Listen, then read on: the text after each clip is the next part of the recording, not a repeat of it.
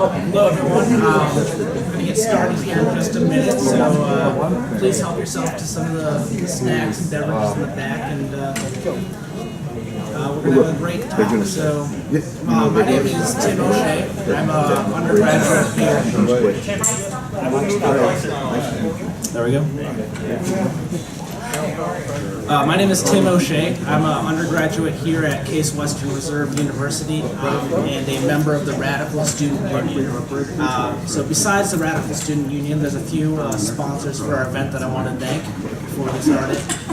First off, the Case Western Reserve University Department of History, the Department of Political Science, Social Justice Institute, Jewish Voice for Peace, Cleveland Chapter, Eyewitness Palestine, and the Northeast Ohio Consortium for Middle East Studies. Without their support, this event couldn't happen, so it's really appreciated.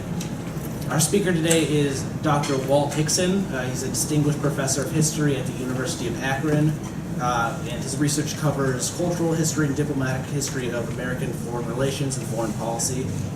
He's published a half dozen books on the topic, and his most recent one is Israel's Armor, the Israel Lobby, and the First Generation of the Palestine Conflict. It explores the U.S.-Israeli special relationship in a historical and cultural context, and explores the roots of the Israel Lobby, which are especially pertinent for us today because some of those roots come from right here in Cleveland, Ohio. And I'm sure Professor Hixson will explore some of that in his talk. His book was excellent. I got the chance to read it over the summer, and I know Walt from a reading group at Kent State University, so I know we're in for a really great presentation. So please join me in welcoming Professor Hixson.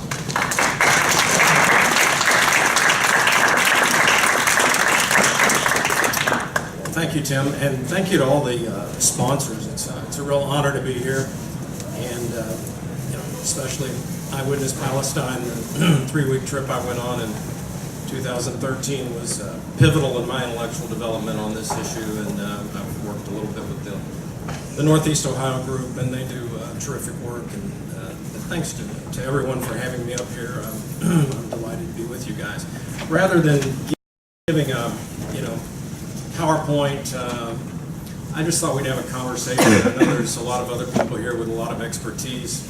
So I propose maybe taking up half the time with me yakking away, and then turn it over and let's get a lot of questions and answers and dialogue, and that would be terrific, and I'm still eager to learn a lot. So yeah, this finally happened. It's available back there, along with the magazine that I admire, Washington Report for Middle East Affairs. You can pick up free back there and have a look at. One of the reasons I admire that magazine started in the early 80s by U.S. diplomats. And I went through all the foreign relations series of the United States in the pertinent years. This book, First Generation of the Palestine Conflict, deals essentially with the World War II era to the end of the June 1967 war, which, as I'm sure most of you know, was a turning point event in the history of the Palestine issue. But in the course of that research, encountered many U.S. diplomats who had gotten a reputation over the years as being Arabists, meaning that they favor the Arabs and are especially critical of Israel. What I found was these diplomats warned their government and the State Department, the presidents, as much as they could, that the United States had a very unbalanced Middle East policy that was heavily weighted in Israel's favor, which was generating anger and frustration and resistance and radicalism and ultimately Islamism in the Arab world, and that the unbalanced U.S. foreign policy should be addressed, should be balanced. There was even a national security paper drafted calling for formally a balanced Middle East policy, but it never happened. And the pro-Israeli policy endured and became stronger. So I got interested in that and the reasons for that, and that took me a number of places, to the Truman Library, to the Eisenhower Library. No diplomatic historian has really lived till he's made a pilgrimage to Independence, Missouri, and Abilene, Kansas. So I did that. But also the pivotal was the American Jewish Archives in New York City. And there I encountered the papers of Isaiah Leo Kinnan. And he's featured early in this book. And he's a Clevelander who was an associate of another Clevelander, Rabbi Hillel Silver. So these two men were very important in establishing what became the Israel Lobby. So I'll talk about that. I'll talk about the early history of it.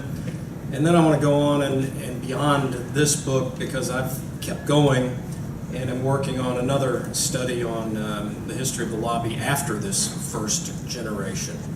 So I want to talk about that some with you all and explore some of the ideas that I have about it. So Kinnan's papers were remarkable and really made this book come together nicely for me. So he was tapped by Silver to organize what we can call the Israel Lobby. What do we mean by this term? One of the first things you've got to wrestle with is capital L or small l. And it's probably appropriate to do small l. The lobby is both highly structured, as in AIPAC, which I assume most of you in here have heard of, the American Israel Public Affairs Committee. This is the most powerful, most potent, particularly with Congress, organ of the Israel small l lobby. The other dominant group is the, formed in the early 50s, is the Congress of Presidents of Major Jewish Organizations. And that group brings together over 50 now Jewish advocacy groups for Israel. So interestingly, it was created actually in part to accommodate critics of the emerging Israel lobby, as well as the lobby itself, because it was very difficult to meet with all those groups to try to wrestle about various American policies in the Palestine issue. So it was convenient for all sides to have one group representing a lot of Jewish advocacy groups. So, small l, both highly structured and decentralized. A lot of small groups, local councils. So it's complicated and it's vast. But certainly in terms of Congress, which is highly important and decisive in American policy, AIPAC is where it's at, and what I've done most of the focusing on. Kinnan was K-E-N-E-N, was trained as an attorney and as a journalist. And both of those became very important. He never practiced as an attorney, but he certainly practiced as a journalist because he created in the late 50s the Near East Report. And the Near East Report is the AIPAC public information journal, propaganda journal, newsletter that every member of Congress has gotten since its creation in 1957. And so is the central organ of through which AIPAC communicated with Congress and lobbied for pro-Israeli American foreign policies. So altogether, I think it's appropriate to call this collection a lobby. They essentially work in the Israeli national interest to promote U.S. policies that support that. They argue at the same time that these policies are typically synonymous with promoting pro-American policies, which is certainly a subjective conclusion on their part that a lot of people might disagree with. But that's what a lobby does, is seeks obviously to promote its interests, and they do that very aggressively, and I would say extremely effectively for decades. So the ways they do that are many, and we can talk about those as we move along. But let me talk a little bit about the evolution of this through the first generation, culminating in the 1967 war. So when Kennan was tapped by Silver, I kind of date the origins of the lobby. You could certainly go back to the 1890s. You could certainly go back to World War I, the time of the Balfour Declaration, which President Wilson supported. Congress passed many resolutions in support of it.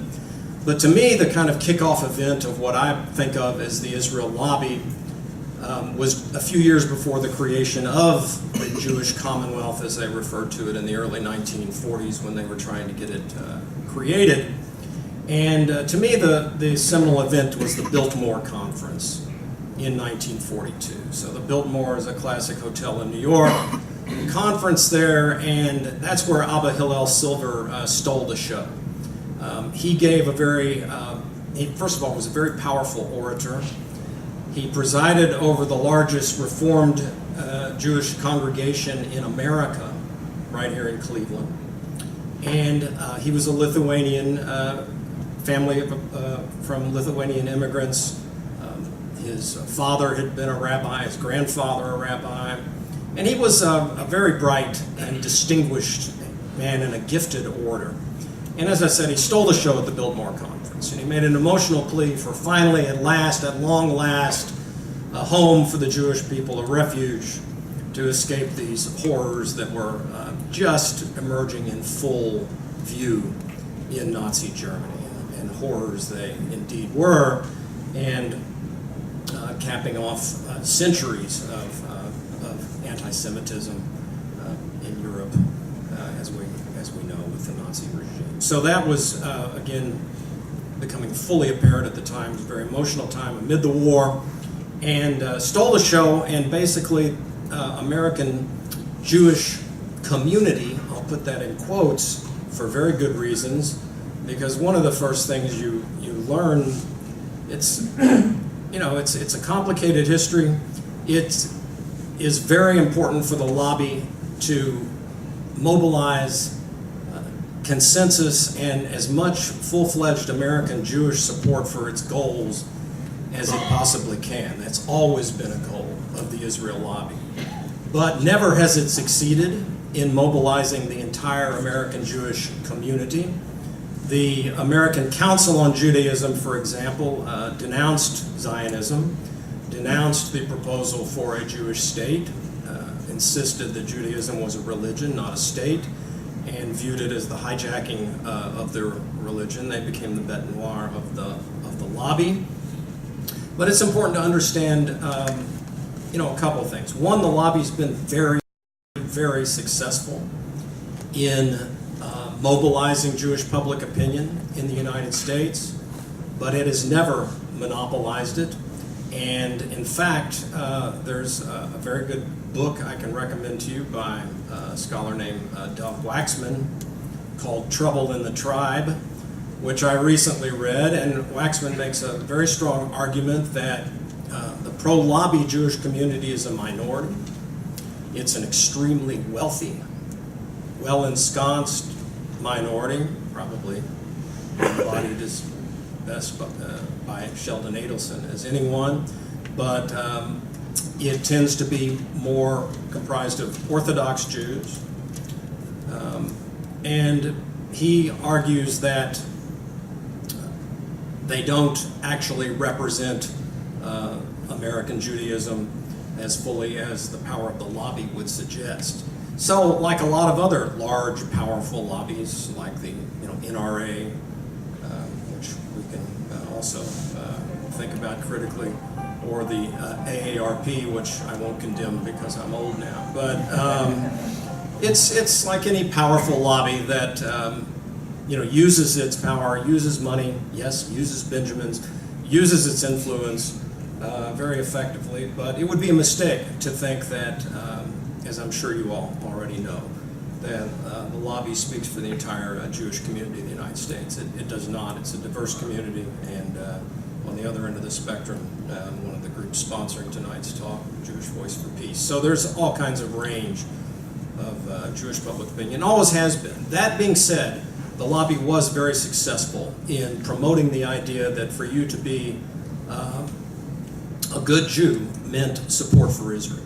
And there has been a tremendous amount of support for Israel, and it is promoted by the lobby and promoted by these groups, and has been for decades. Whether that's fraying now, as Waxman suggests, we shall see. So after the Biltmore Conference, Franklin Roosevelt found himself in a position of trying to placate Zionists, but also being concerned about his Saudi allies in the war, being concerned about things like OIL.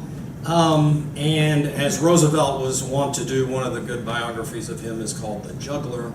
He had everything, he had all the balls in the air when he suddenly, on April 12, 1945, fell over dead at his desk in Warm Springs, Georgia.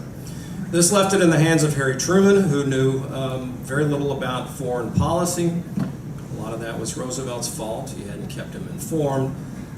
But Truman inherited this, and this is when the Zionist lobby really starts to kick in, is in the Truman administration. He becomes the first president to have a Jewish affairs advisor named David Niles, and every subsequent president has had one of these. Essentially a Zionist advisor, basically a member of the lobby, often in the White House. And so the group has been ensconced. Truman was a good Baptist. He boasted he'd read the Bible a dozen times before he was 15 years old. And he was a president like many Americans who believed in the Bible as in a somewhat Baptist fundamentalist fashion. I don't think he sort of lived his life by it day in and day out necessarily, but he did tend to believe that. This is another critically important element of our whole story, and that's beyond Judaism is Christian Zionism. And this is a very significant part of what makes the United States such a crucial ally of Israel. It helps anchor the special relationship. Jews are a distinct minority in this country. Even if the lobby had every Jew lined up behind Israel and pro-Israel policy, it wouldn't be enough without support of Gentiles. And Christian Zionists are a tremendously significant part of that. And they exist elsewhere, but they're really uniquely plentiful in the United States. And this is a process that's interesting to see unfold too throughout the 1950s as Judeo-Christian begins to take hold. The anti-Semitism that was mainstream in the United States in the 1930s and before. The Nazis gave anti-Semitism a bad name, and Americans began to abandon it because of that association and just the evolution of more liberal thought. And so the country transitioned from a country in which there was limitations on Jewish immigration. The United States wasn't opening its doors to Jewish immigrants. That's one reason it was happy they were going to Palestine. Didn't want to let them into this country. The 1924 immigration law excluded Jews and defined them as a separate Hebrew race.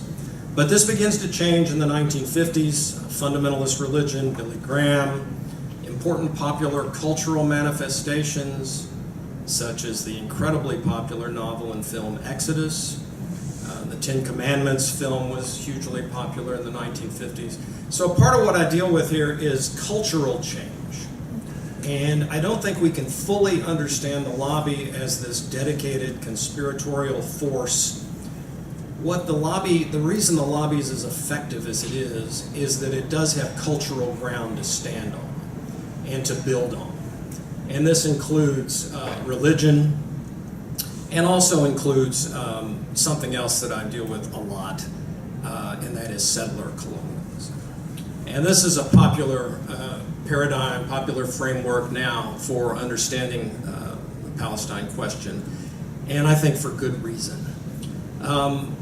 So what is settler colonialism? I'll talk about that a little bit. I hope you don't mind. I'm just going to ramble around for 45 minutes, and then we'll kind of pull it together, hopefully, with your Q&A. So I think settler colonialism is really helpful because it gets at the drives, the aggression, and the continuity that are inherent in Israel's identity and the whole Palestine issue. So what I'm saying here is that if you want to understand the Israel lobby, and I take it you all are here because you want to understand the Israel lobby, you've first got to understand Israeli identity. And Israel is a settler colonial state. In order to understand that identity and understand the special relationship with the United States, it helps to understand also that the United States is a settler colonial state. So is Australia, so is South Africa. There's a lot of settler colonialism to go around. But these are countries that remove indigenous people from the land in order to replace them and to make them sacred homelands of their own. And what they're all about, whether it's in Ohio or Palestine, is creating facts on the ground. It's removing the indigenous people and replacing them and viewing yourself as the indigene, as a special, chosen people. Return of the Jews to the promised land in their worldview, manifest destiny in American history, taming the outback in Australian history. So this is helpful because it's transnational, gives you some ability to see the Palestine conflict in a wider frame of transnational history. But also settlers are very aggressive people, very dangerous people. If you're chosen, if you're destined, and if the people in your way are inferior, backward, dark-skinned, non-Christian, or non-Jewish, in the case of Israel, this can be justification for removal policies. Depending on the place and time, sometimes settlers are happy to remove them legally and peacefully. The United States used treaties, reservations, but when so-called Indians resisted, they were hunted down and killed. Very similar to what we see, the violence that we see in Palestine and many other places. So the other thing about it is that sometimes people who push back against the lobby, maybe we'll hear from them today, who knows, often argue, why Israel? Why do you single out Israel? The other thing that is helpful about settler colonialism is, in fact, Israel isn't unique in this regard. It's a settler state that behaves in some ways like a lot of other settler states. So I think it can help understand Israeli identity, the aggressiveness, the drives, the uncompromising nature of it, but also the special relationship with the United States because we're built the same in many fundamental ways. Another aspect of this is settlers aren't real invested in peace processes. One of the canards that the lobby has floated for many years, Abba Eban, the brilliant and articulate Israeli diplomat, coined this term, the phrase, the Palestinians never, or the Arabs, he probably said, because to prefer not to acknowledge Palestinians, he usually use the term Arabs. Let's see, I'm blanking a little bit on the quote. Maybe you all can help me with it. Never missed an opportunity to miss an opportunity. Thank you very much. Yes, the Arabs never missed an opportunity to miss an opportunity for peace. And actually, the opposite is much more nearly true. Settlers don't make peace until the facts on the ground are established. Until the settler state is realized, they're not interested in peace accords or sharing the land. And this is a fundamental reason why peace has never taken hold. And my research leaves me very comfortable in saying that Israel was never, almost never, virtually never. There are a couple of times where some things happened, but even then they're exaggerated. Interested in a settlement, a a peace process that would culminate in a viable Palestinian state, giving up the sacred land of biblical Israel, Eretz Israel. So, as we see happening today with the West Bank on the verge of being absorbed one way or another, this is maybe a culminating phase of the settler drive to establish facts on the ground. So, I'll get back to my presidential review. Truman sometimes resented what he called the political Jews. He resented the pressure put on him. He did like his business partner from Kansas City, Eddie Jacobson, and Chaim Weizmann brilliantly used Jacobson to come to see Truman, to get appointments, to lobby. And the upshot of this was that Truman first went against the British and allowed continuing influx of refugees, which the British were begging the Americans not to do in 1946 because they knew that many of them would go into Lehigh and Irgun and the terror groups and the irregular armies and make any kind of accommodation more and more difficult. But he approved over British, the other special ally, protests, the refugees, and then was the United States, the first country to give de facto recognition to Israel. Truman, at the end, he had a village named for him, and he believed he was a modern day Cyrus and had done God's work. He moved on, and the Israel and the lobby were in for a little more difficulties with Eisenhower. So all this is chronicled in depth in the book. But Eisenhower and John Foster Dulles meant to reassert the balanced policy in the Palestine conflict. They meant to rein in Israel, which was getting too powerful, alienating the Arabs. And you have to keep in mind here that the overarching concern was the Cold War. The overarching concern is that these Arabs will get angry and line up with the Soviets.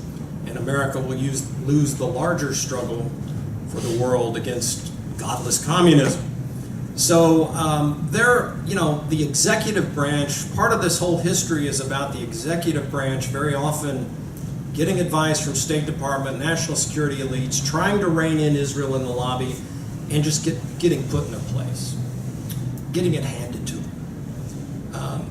And this is because starting in 1944, the Israel lobby took command of the United States Congress. I use the term pretty advisedly, took command of they own the United States Congress. The United States Congress does what AIPAC wants.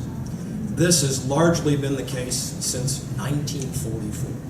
Since the election in 1944, the lobby has successfully lined up both political parties and keeps them lined up. How does it do this? It does this by hard work, letter writing, demonstrations, funding of opponents, letting people know, and you can read books by Beatty, or you can go back to the Mearsheimer-Walt book, and you'll see, and what I found is that very early on, this was the case. So really what this book contributes is, so Mearsheimer and Walt came out with their book in 2006, and they're two political scientists with impeccable standing and reputations.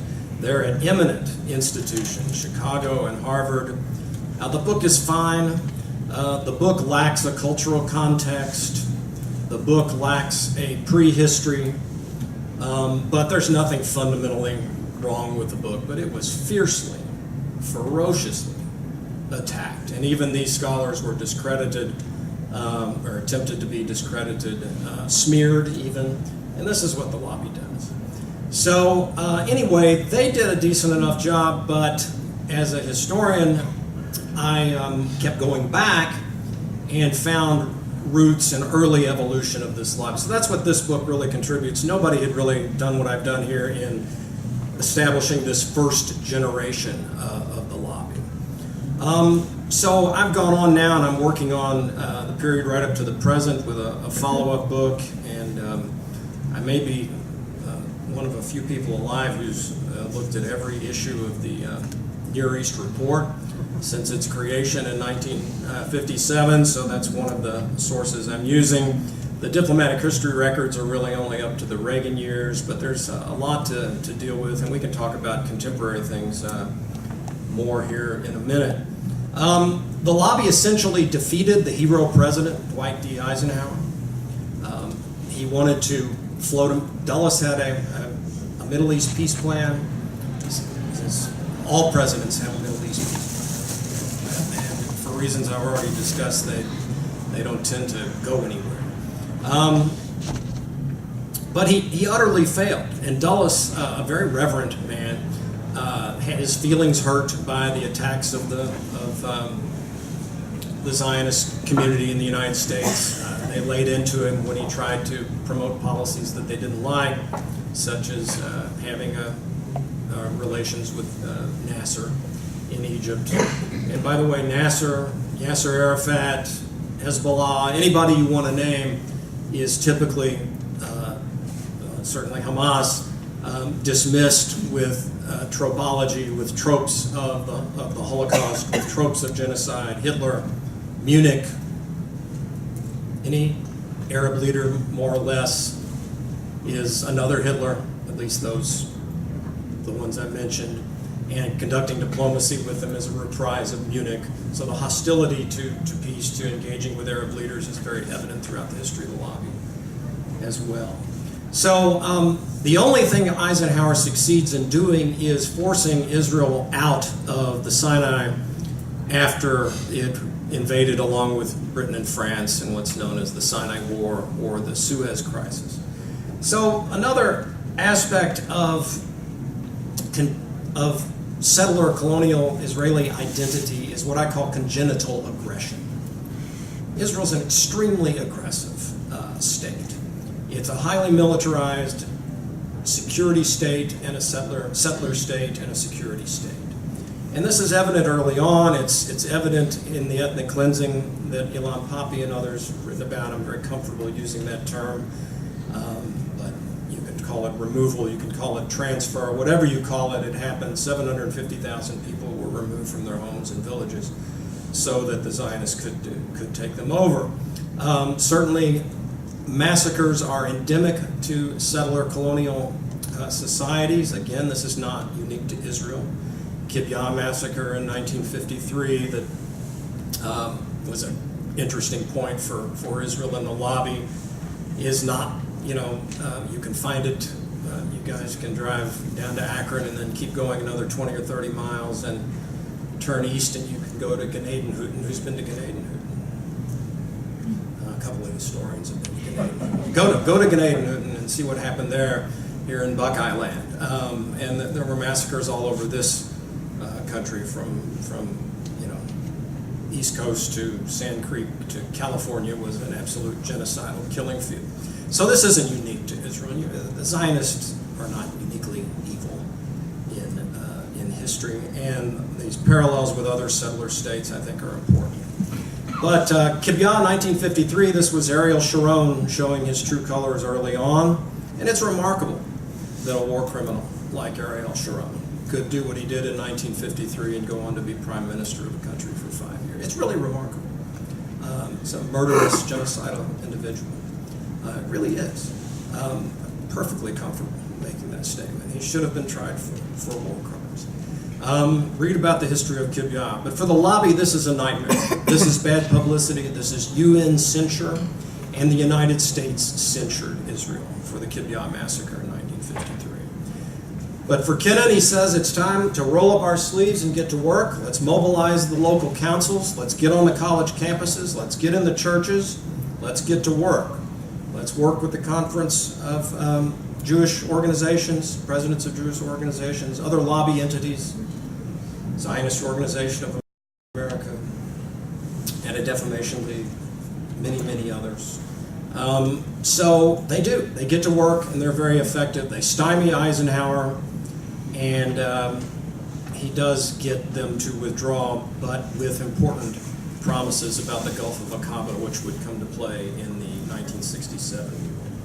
Kennedy administration was really interesting.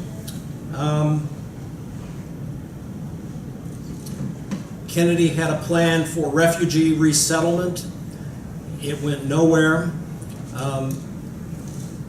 As a key to, Kennedy really wanted to trade with Israel and arming them, which he did with Hawk missiles, defensive missiles. This began American arming of Israel, which went to offensive weapons. Subsequently, he hoped to get Israeli cooperation on refugee return, went nowhere. Israel never had any intention ever of letting any refugee back in. Moreover, they lied to Kennedy directly and often about the Israeli nuclear program. And that proceeded apace. Israel did precisely what it promised its special ally would not do. It introduced nuclear weapons to the Middle East. Johnson was a source of, if you wish to use the highly loaded term, I'm toying with when it might be appropriate to use it. I'm contemplating naming this next book, Appeasing Zion. Maybe you all can help me think that through. But Johnson certainly was the best thing to have happened to Israel. He placated Israel in every way. He was overwhelmed with foreign policy, which he was a disastrous foreign policy president in many ways, including, of course, the Indochina War. But he enabled, he couldn't stop Israel from going to war. That war has been misrepresented also for decades. This was an aggressive war launched by Israel, as Moshe Dayan, Menachem Begin, and many others have subsequently admitted. They basically said, we weren't under any threat. We wanted to go to war. We went to war because Nasser needed to be punished. So it's another aggressive war, congenital aggression, one of the big themes I'm playing with in this next study. But then, of course, the key thing was that Johnson allowed them to stay in place. And there's a great book by Avi Raz, Israeli historian, called The Bride and the Dowry. If you're interested in this, you should read it. He views this as the moment when Israel won and could have had land for peace. And we could have had, there are many times we could have had peace. 1949, 1967 are two really outstanding examples of that. And it doesn't happen because, again, settler aggression, the determination on the part of many to inherit the entire biblical Israel drives policy. All right, so I've gone on from there. This book ends with the June 1967 war, but I've done a lot of work since then. I'm trying to continue this study up to the present. I'm working on another manuscript, and I hope to get some help from you all with that, with some questions and comments. But I'm trying to link up settler colonialism, congenital aggression, religion, and the lobby. And the key point here, it's maybe kind of obvious, but it's funny how even a lot of people like Noam Chomsky, I have tremendous respect for, who ignited a lot of important critical analysis with his 1983 book. Many other people seem hesitant to credit the lobby with much influence. The lobby's tremendously influential. It's not everything, and it can't exist without a broader cultural framework, as I've tried to indicate here. It builds on things that are inherent in American culture and in the special relationship. But it's tremendously important, particularly with this absolute control of the Congress. So this is so obvious to me. And so we can't deny, I don't believe, the importance of the lobby, and it's dramatically understudied. One reason it's understudied is because you get attacked and smeared when you study it. But for senior professors like me, that's not a big concern. I'm proud to be on Canary List. So, but it's certainly not something that a junior scholar or a non-tenured scholar or a graduate student or a lot of other students a lot of other people can take on without thinking twice. It's not that easy a subject. So that's one reason it's not studied. And also, it's not easy to grab up sources. So the APEC newsletter has been really, really good. And there are people who dig up sources. I have a colleague in Washington at the Israel IRMEP, IRMEP. He digs up a lot of stuff. So there's there are sources out there, and there's a lot of material out there. But I have no doubt that the lobby is very powerful, very important, but I think it's in some ways vulnerable, going back to the comments about the Jewish community not being nearly as kind of right-wing as many lobby architects and wealthy elites who are engaged in the lobby and therefore have outside power might make you think. In fact, so I think Jewish dissidence is one of the most important things, and that's why I love JVP. I'm a huge fan of JVP. So, you know, I think that's important. I think BDS is important. We can talk about that if you all want to, and the ferocious backlash against that, which tells you that they see it as a vulnerability. So there's a lot we can talk about, but as you keep going through these presidencies, you see that you know, the lobby reduced Henry Kissinger to tears, literally reduced Henry Kissinger to tears. I would like to have seen that actually, but that actually occurred when he was under Ford. Ronald Reagan was naive and uncritical about a lot of things, but after Lebanon, he started to figure some things out, tried to put some brakes on, and he came under attack. George H.W. Bush famously described himself as one lonely little guy up against the lobby, and that was very effective, and forced Shamir, who was another in a series of highly reactionary Israeli leaders, utterly hostile to the peace process, utterly disinterested in it, except in wrecking it, forced him to go to Madrid, and for good or bad, got the Oslo process going, mostly bad, I think. Let's see, who's next? Jimmy. Well, Jimmy ran into a real problem, the first president to really push for Palestinian rights, but he gave ground to the lobby. And this is what you see again and again. So even W, who was very friendly and of course was fighting his own war on terror and evil, that conjoined nicely with the what Sharon was orchestrating in Israel, but he also came under fire, heavy demonstrations. So anytime you deviate from Israeli policy, lobby policy, you will encounter a letter writing campaign, a big demonstration, a big vocal demonstration with Elie Wiesel and everybody else there to let you know you've stepped out of line, and it just reins these presidents right back in.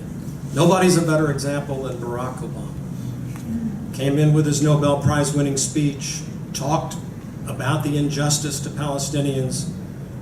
Within 2 years, they had him turned around completely. So I've worked through that, and then we've got the current clown. And so it's just one record of you know, very powerful lobby control. So I think with that, I'm going to clamp it here and get some questions and comments from you guys, and let's take this discussion further.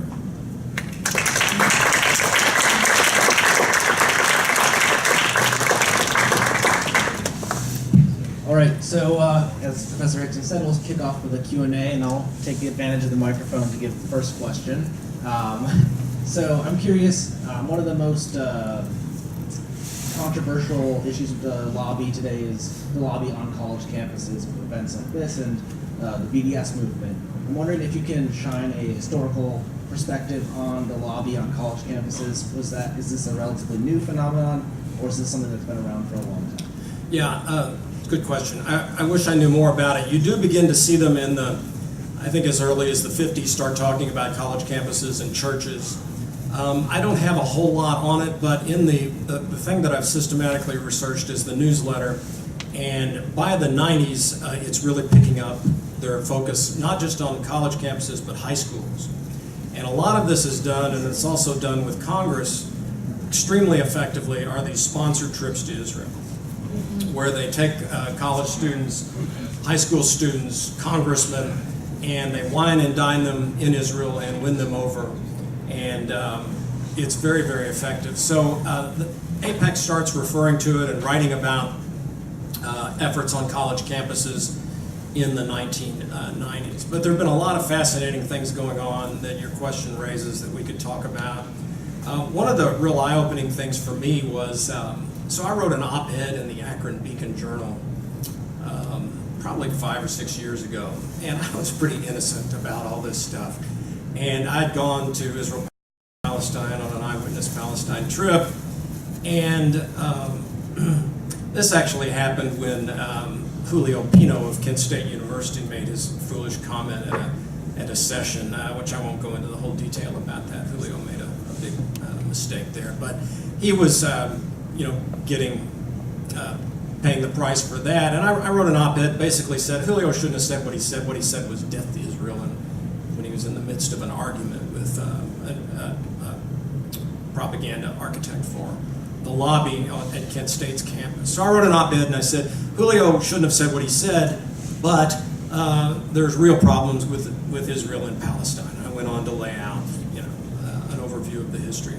And I was attacked through the Beacon Journal, through letters to the editor and op-ed pieces. A whole series of them was clear was orchestrated, but it was especially clear to me because my daughter had a good friend, still her good friend, who worked for Hillel. And so all this was going through the Jewish Campus organization, which used to be a Jewish Campus cultural organization, which today has been transformed by the lobby into a lobby policing organization on college campuses. And you can't have a BDS discussion at a campus Hillel. It's not allowed. So anyway, this friend called my daughter and said, "What did your dad do?" And because it was all going through the Hillel and being orchestrated, the response. So what's happened to Hillel is instructive, and they're very aware of the importance of college campuses. If you want to know more about this, if you guys haven't seen the lobby undercover Al Jazeera film on the lobby, be sure to see it. All you got to do is Google up the film the Israel lobby does not want you to see, and it'll pop right up. So I guess my question kind of hinges on the first part of your talk.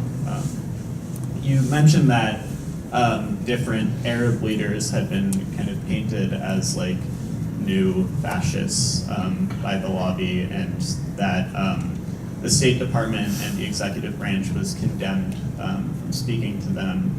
I guess my question is about FDR and Abdulaziz ibn Saud, when they had like a meeting and discussed both Zionism, Israel, and the question of Palestine, but also oil. Mm-hmm. And I guess, how do you see that relationship between the executive branch and Saudi Arabia being policed by the lobby as the second half of the 20th century goes on? And like, why do you think Saudi Arabia was the one country that the United States was, I guess, designated, like, that the executive branch was allowed to deal with?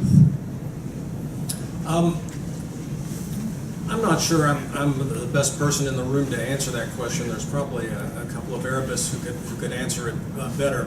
But it is, I'll answer it this way and then maybe turn it over to a couple of people who probably know more about that particular aspect than I do, people who've really trained in the Arab world, whereas I'm trained in U.S. foreign relations. But obviously, oil is a huge factor.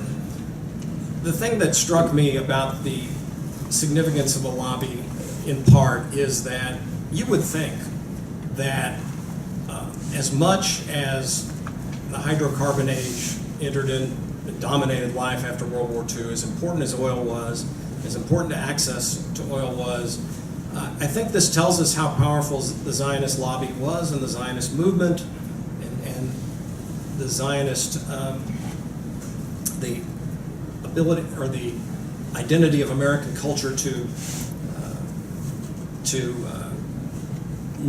the nexus with Zionism within American culture.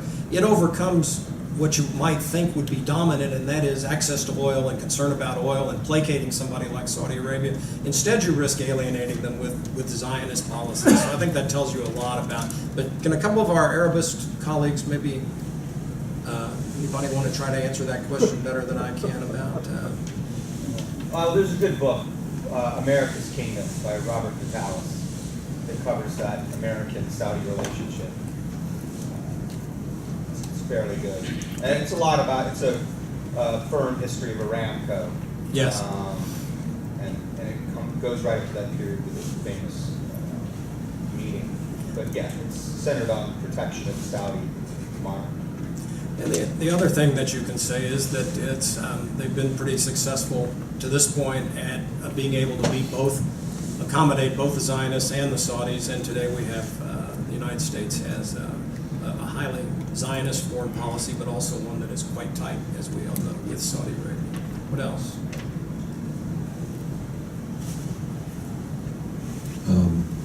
A slightly different focus, but I wondered if you could talk a little bit more during the period before Israel was a state, and the role of the American Council for Judaism in arguing against a Jewish state in the Middle East. And of course, I wondered if you could talk about how the Israel lobby at that time characterized the American Council for Judaism, which really had roots in that strain of the reform movement going back to the before the turn of the century, that is the last century. Mm-hmm. And in terms of Clevelanders, I just wanted to put in a plug for Rabbi Elmer Berger, who was one of the leaders and was in fact from Cleveland. Absolutely. So anyway, please. Yeah.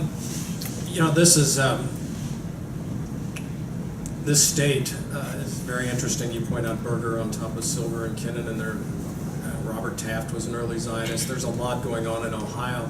And those of you students especially might be interested in Cincinnati. The American Jewish Archives is a huge repository of information where you could address issues like this.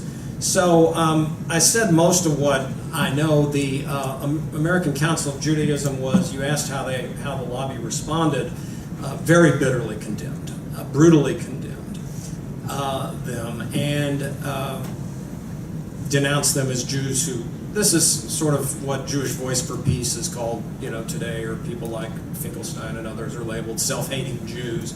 It was very much that kind of treatment that they received back in the 1940s. These are not real Jews. These are, you know, self-hating Jews. They're enemies of the Jewish people. So it wasn't, you know, a friendly disagreement by any stretch. And Berger himself was targeted and vilified. One of the interesting things, and Hugh Wilford, Wilford, has written a really good book about this. Berger joined with the popular journalist Dorothy Thompson and an illegal CIA front group.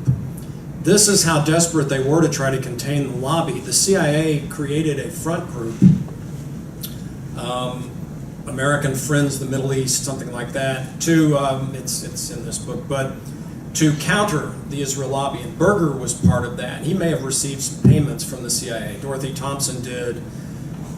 So they actually were so concerned about the lobby that they tried to create, and the CIA is not supposed to intervene in domestic politics. It's supposed to only intervene in other countries' politics. So this was illegal action by the CIA, but they created this front group. It all came out in the famous Ramparts expose in 1967. So then the 67 war happened, and when that happened, the ACJ denounced it as a war of aggression by Israel, and several of its board members resigned, and the group went into, you know, sharp decline from that point forward. So basically, the lobby squashed the ACJ for the most part.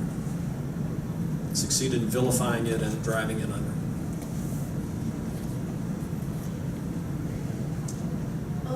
Can you paint a picture for me of the day-to-day, how they own Congress? Like, what does that look like for somebody who, I don't have a really good sense of what goes on over there. Yeah, I can. The best way is to tell you to read Beatty's book, Beattie. I can't think of his first name right now, but it's got Congress in the title. It'll lay it out for you really well. But I've read it, and I can tell you about it and seen it from over the years from other research. So basically, I alluded to it briefly. It's let's take the Iran treaty, for example, the Iran nuclear accord. So the lobby is bitterly opposed, as is Israel, to the Obama's effort. You would think Gideon Levy, who's just absolutely brilliant, Haaretz columnist, he's the greatest journalist in Israeli history. He's fantastic. Go read Gideon Levy, and a phenomenal speaker. He'll be at our Washington conference this May also, so look out for him. But he wrote a column about how you would think we've got a treaty containing Iran's nuclear weapons. This should be a holiday in Israel. We should celebrate. You know, we're safe. But no, the opposite reaction. This treaty is can't stand. Must be. So how does the lobby do that? First of all, Congress doesn't get a vote on this, so maybe that's not the best example. But everybody in Congress has lobbied. Republicans line up against it when Trump gets in the White House. Its days are numbered. But how do they do it day to day? They send lobbyists, just like any lobby would be, into congressmen's offices. There are all kinds of jokes apparently on Capitol Hill about, like, it's an AIPAC day. So they know that the AIPAC lobbyists will be coming. Aides will whisper, it's an AIPAC vote. And you know if you don't vote a certain way, you're going to be targeted in your next election. They have to run every 2 years if they're a member of the House. They have famously since J. William Fulbright in '74, Percy, Paul Finley, many other people's a track record which AIPAC has boasted about of ousting people who are highly critical of it. So they just have clout, and they mobilize local councils for letter writing campaigns. They mobilize demonstrations with speakers. So when the intense reaction of the Second Intifada, when basically Israel invaded the West Bank and savagely attacked the West Bank cities, George W. Bush said it was excessive, and they had a huge demonstration on the Washington Mall, masses of people, over 100,000. So they have the ability to mobilize mass groups to turn out for demonstrations. They write letters, they lobby, they telephone, what's that? They write checks. They write checks. Now, AIPAC, as of course Ilhan Omar found out when she made the Benjamins reference, it's true that AIPAC is not a PAC, but AIPAC, the PACs that have the money and dispense it respond to what AIPAC says. So I hope that answers your question. But the Beatty book will give you real depth.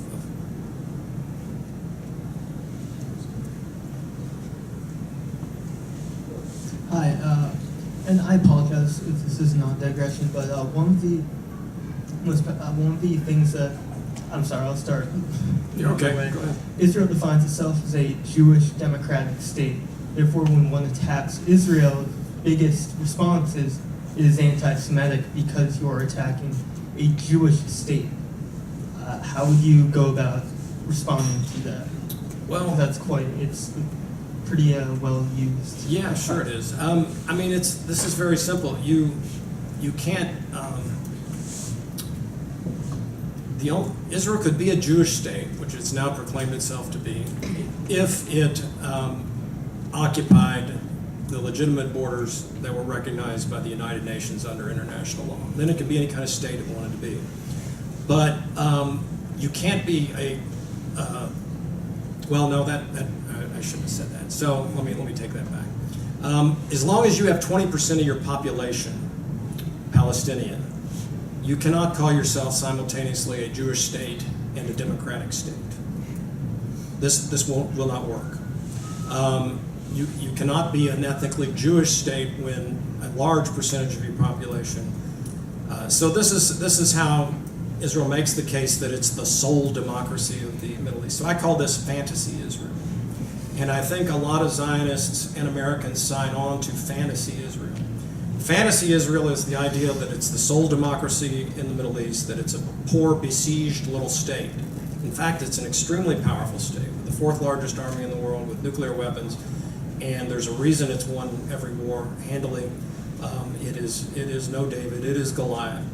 So But it's not a democratic state either, because Palestinians within Israel, I'm talking about Israeli citizens who do have the right to vote.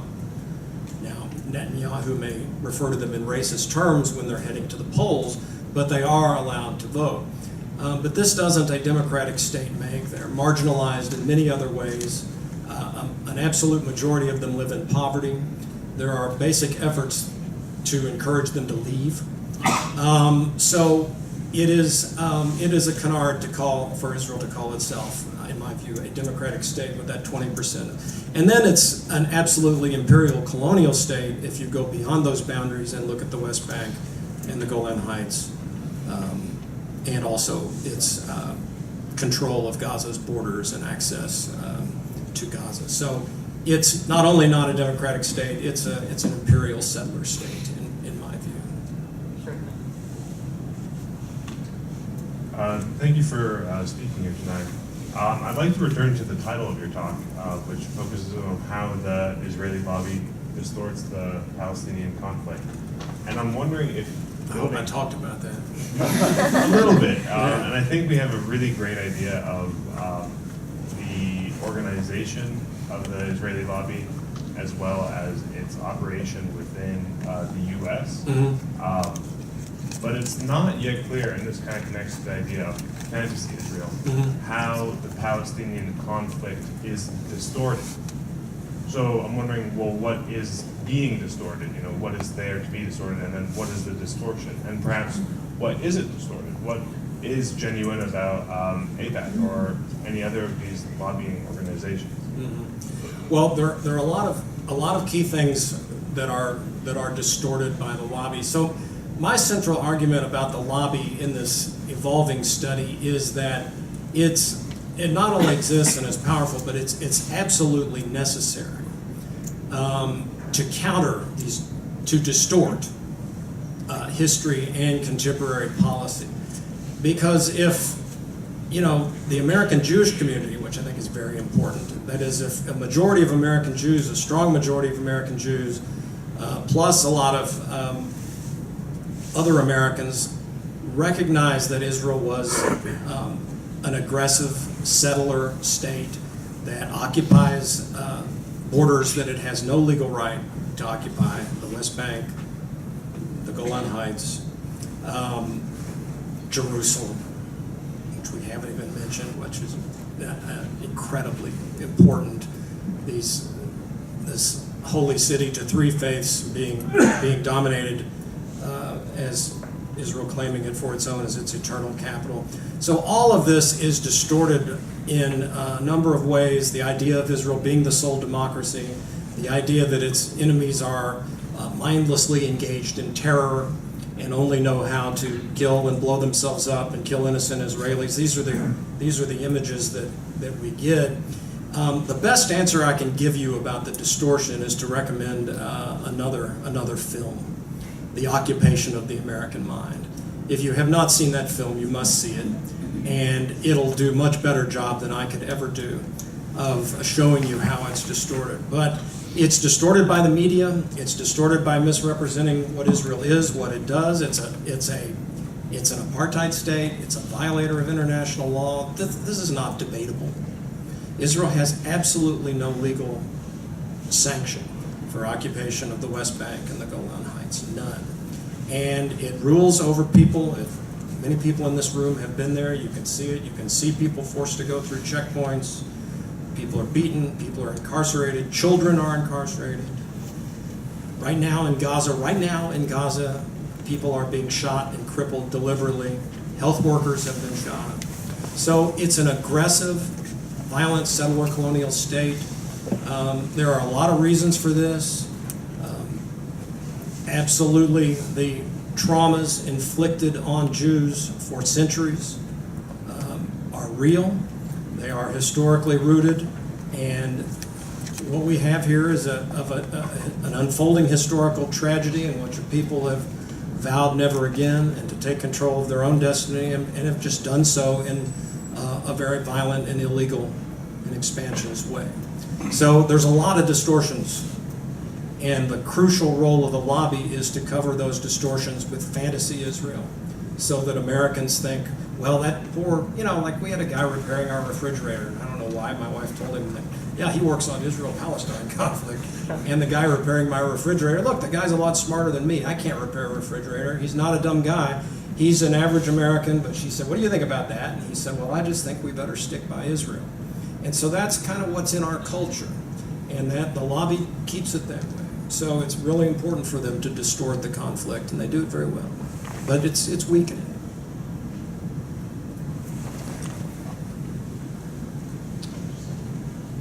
Hi, Dr. Hixson. Yeah. First of all, I'm really happy that you're here and happy to finally get to meet you. We both live south of the Turnpike in Kingdom. Yeah, I met you at the Pape luncheon, right? Yes, Yeah. yes, actually, that's right. Yeah. You mentioned, I'm sorry about that. I just wanted to comment and ask you a question. You talk about settler colonialism, congenital aggression of the lobby, and religion. I think what may help you tie some of that together is what I call in my forthcoming book, the Holocaust Industrial Complex. You thought about how that politics fits in? Sure, I've read Norman Finkelstein's book, and it is important. I know you got more, so I'll just quickly respond to that. I mean, the way I deal with that is that, part of what the Zionist lobby does is makes the Holocaust a sacred American event. And it is part of the history of global genocide and should be interpreted that way. It was a horrendous episode in the history of global genocide, but it's not the only genocide in history. And my question is, one of the things that I've noticed is that the lobby and the industrial Hasbara machinery seems to be more concerned now about keeping Jews within the tent more than they are keeping non-Jews Israel sovereign. And that's something that I've noticed over the last decade or so. Okay. I think it's something I'm thinking about right now, and read the Waxman book and reading some other things. I think you're right, and but also I think they realize that, so basically American Jews, to generalize about them, they have more likely to be liberal, more likely to vote Democratic, more likely to be interested in progressive issues historically, except for Palestine. For many of them, there's even that little acronym PEP, progressive except for Palestine. So, but I think they know because of JVP and even less forceful groups, less courageous groups, are still somewhat, are not, necessarily pro-AIPAC. So I think they do know that's a threat, and you would know better than I that people are clamped down upon for dissidents sometimes. But I think something I haven't talked enough about, I mentioned but haven't talked enough about, is Christian Zionism again. Because one way to address this concern about frayed support in the Jewish community is to recruit more Christians. And this has been incredibly successful. And the organization CUFI, Christians United for Israel, is grown, I would say alarmingly. It's grown fourfold in the last several years. And AIPAC invited this Texas minister, Hagee, to address AIPAC, and he and others have convinced a lot of Americans that support for Israel is the way you can be chosen and go to heaven. And basically say blatantly, God will judge you on how you treat Israel and how you deal with Israel. And this is a very successful effort to recruit. So I think they do see concern about erosion in the Jewish community, and one way to deal with that is, which they've done very successfully, not that these Christians are just manipulated, they're going there of their own volition, but they're linking up, and AIPAC was quick to grab them up.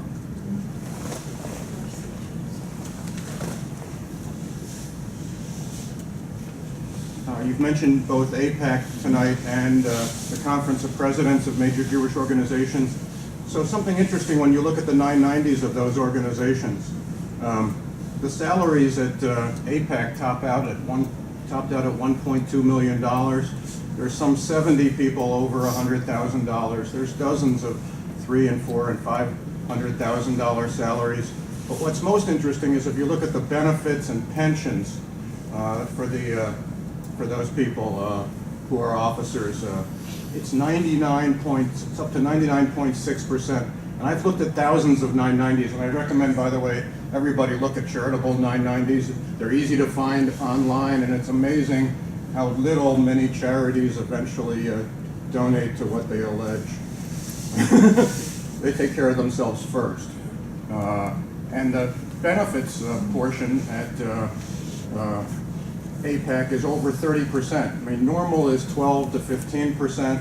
It's just an incredible benefits package. Yeah. And there's an incredible number, some 70 people over $100,000. You know what's interesting is Kennan, one reason he started the Near East Report was to generate revenue for the lobby and to also for his own salary. He had to take a pay cut. So they've come a long way in that regard. Look, the lobby is vast. For example, one of my least favorite lobby groups is the Washington Institute for Near East Policy. And this is where Dennis Ross, for example, came from, who was our chief negotiator in the peace process, who was described by his own colleague as Israel's lawyer. So WINUP is part of the lobby. They pay themselves substantial salaries and benefits. They write reports, and then the newsletter and other mainstream media have them on as Middle East experts. And these Middle East experts talk about things we need to do in the Middle East in a pro-Israeli fashion. They've just written a glorifying book on comparing Ben Gurion and Begin and Sharon and Rabin. And then they have a big launch and a podcast and it's just part of this apparatus. And yes, they take care of themselves, quite well, and they've been doing that for a while. But there's one, and then the Conference of Presidents. When you look at their 990s, what's really bizarre is that they have a group. There's actually two 990s. Another group ends in fund, and they seem to trade off expenses from year to year. It's the weirdest thing. Okay, I'm glad you mentioned it. I will have. I know somebody who knows how to look into 990s. So I've given you something that might pique your interest. Thank you. I'll follow up. Go ahead. So 2 questions. Yeah. The first, do you believe Israel is a nation? And the second, why do you think AIPAC is able to bring out such tremendous numbers of support? I mean, I think it's helpful to go by international law. International law is not perfect, but one of the tragedies of this whole conflict is that the United States and Israel have repeatedly compromised the UN and human rights and international justice. But I do believe Israel's a nation. I believe it's constituted as a nation under the UN partition in 1947. I believe it is a nation that has expanded illegally beyond the borders of its nation, illegally holds territory that it has no right under international law or any fair-minded conception of justice and human rights to hold.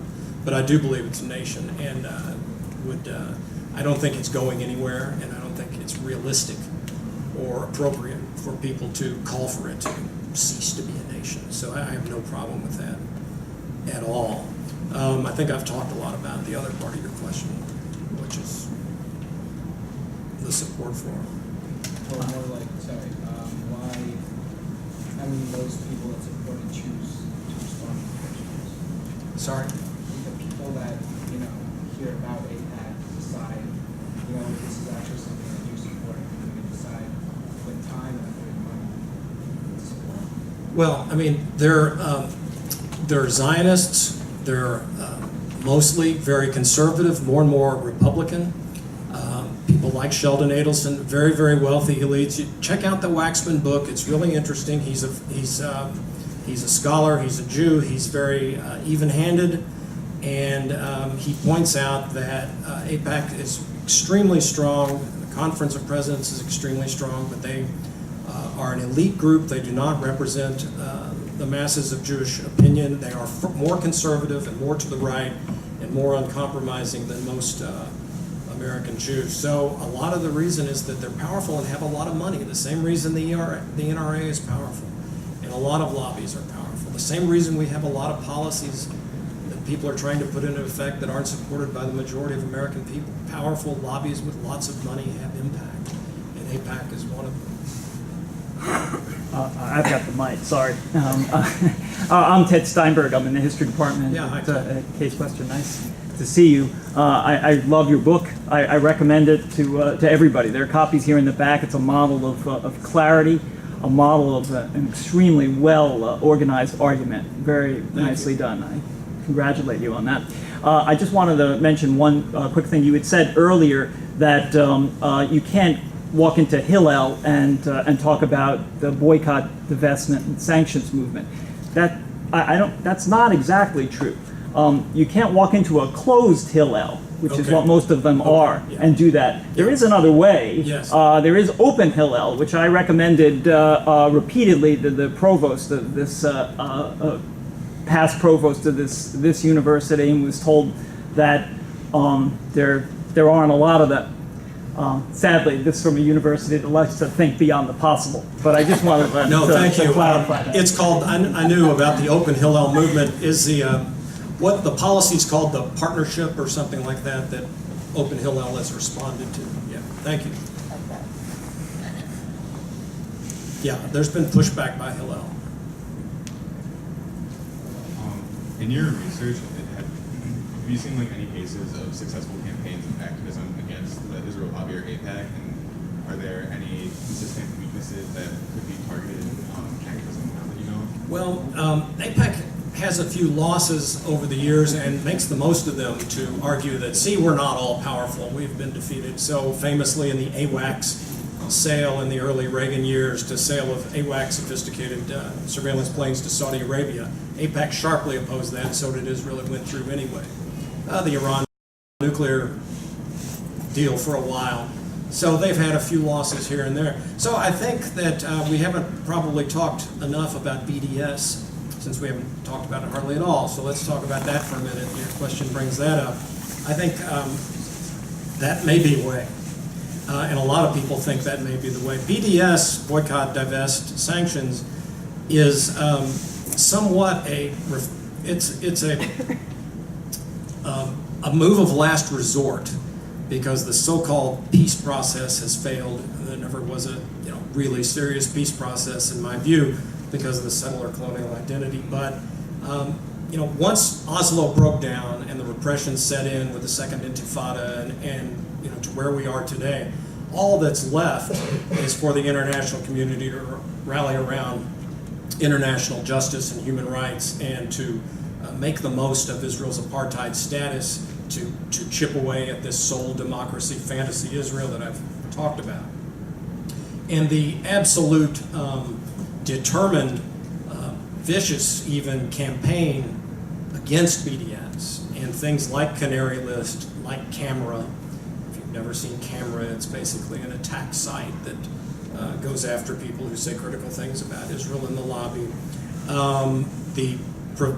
Precluding even Congress people from traveling to Israel if they've supported BDS, blacklisting, cyber stalking, all this in the films that I've mentioned. The film The Israel Lobby Does Not Want You to See uncovers that stuff really, really well. So the fact that they fought back so strongly against it shows that I think the lobby perceives BDS as a real threat. And I think they've made a lot of progress in fighting back against it. I think they're very effective. And on college campuses, going back to the first question Tim asked, they've, to some extent, been successful in articulating the false argument that BDS is hostile to academic freedom and that it's an attack on academic freedom. It's not an attack on academic freedom at all. It's a way to illuminate Israel's violations of international law and international human rights norms. So the fact, to answer your question, that they fought back so strongly against BDS, and it's sort of the happening effort right now, I think, is right now still the best hope out there. But there's a very determined campaign against it, no question.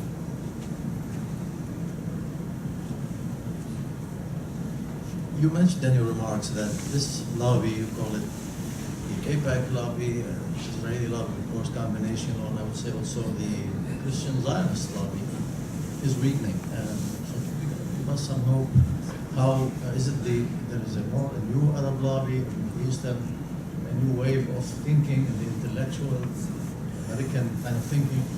Another part of my question is if you can shed some more light on the Christian Zionist, the start, the beginning of this movement, and the denomination of those Christians who are in this kind of group, what do you call it? Yeah. Still active civil. Okay, on the latter, I will resort. You see how historians and scholars operate when they don't really know something in depth. They cite a book for you. But the Hummel book, Hummel, I believe is his name. Daniel Hummel has written a really good, very recent book on. I think no, it's in the next issue of that. So grab the magazine when you leave. There's a free magazine back there, Washington Report. I reviewed it in the next issue. So that'll give you everything you want on the history of Christian Zionism. There's other good books out there too on that and good studies. So hope. I'm kind of, a lot of historians end up being pessimistic. We study a lot of nasty stuff, but I kind of lean toward pessimism, and yet I did try to give an optimistic note there. And I do feel like that there are some things. There's a lot of things like this are happening. Groups like Jewish Voice for Peace are very determined, are very vocal. Students for Justice in Palestine have long been at this. There are a lot of scholars after it. Settler colonial studies is growing, and it's just so blatant that if you can fight through fantasy Israel, more and more people will see that there's things wrong here, and they need to be addressed. And we haven't even talked about what is the absurdity of the United States giving more money to the tiny state of Israel than to the continent of South America since World War II. Does this make any sense? It's absurd and obscene, and Israel doesn't need it, as I said. They've got the fourth largest army in the world. There's a whole lot of connections now to not be optimistic about. They train our police in part to shoot first against dark-skinned people and ask questions later. There are a lot of nexuses like that aren't positive. There's been some rub-off of our relationship with Israel, and I think a negative way on the United States. But there's a lot out there. There's a lot of knowledge out there. There's growing production of knowledge on this issue. And, I would have never gotten this interested in it. But once I started reading, I was like, you've got to be kidding me. Keep reading. Are you kidding me? Because it's just so unjust. And when you learn about what goes on, it's illegal. It's wrong. The things that are done are terrible. And more people are going to, the whole Gaza story is a horrific episode of human history. The wars in 2009 and 2014 and the hemming the bin that's going on today. Now Trump's taken the refugee aid money. People are starving, being shot for protesting and starving. So on May 14th, 2018, 60 people were slaughtered amid the Great March of Return in Gaza for marching toward the border. They're not going to attack and overthrow Israel, but they shot them dead, 60 people. Meanwhile, several miles away, clinking champagne glasses, wearing suits and fine dresses, were the David Friedman, Trump's bankruptcy attorney, the ambassador to Israel, Ivanka and her husband, Sheldon Adelson, all these elites celebrating the opening of a new American embassy. This is what's going on. Rich and poor, black and white, life and death. It's wrong, it's unjust, and more people are going to learn about it, and hopefully it will change over time. That sounds like a good note to end on. So, thank you so much.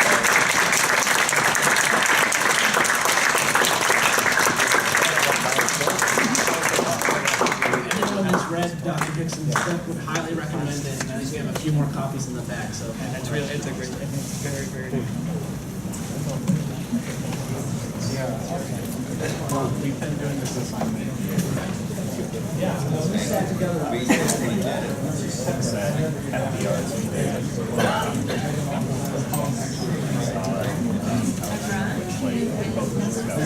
I have a